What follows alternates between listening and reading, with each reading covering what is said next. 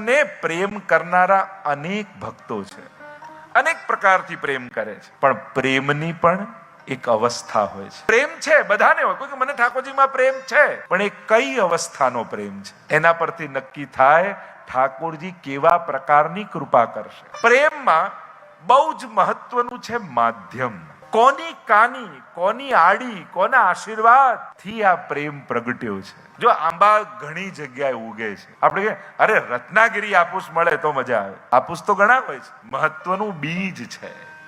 આ બીજ કયું છે, ક્યાં કઈ ભૂમિ પર વાવેલું છે, ક્યાંથી ઉગેલું છે. એમ કૃષ્ણને પ્રેમ કરનારા દુનિયામાં ઘણા છે, પણ હે વૈષ્ણવો, યથા ભક્તિ પ્રવૃદ્ધાસાત તથોપાયો નિરૂપ્યતે બીજ ભાવે દ્રઢેતુ સ્યાત. મહાપ્રભુજી કહે તમારી ભીતર ઠાકોરજીએ પુષ્ટિનું બીજ વાવેલું છે. અહીંયા જે કૃષ્ણ ઉગવાનો છે ને, જે ફળ રૂપે મળવાનો છે ને, એ સાધારણ કૃષ્ણ નથી ઉગવાનો.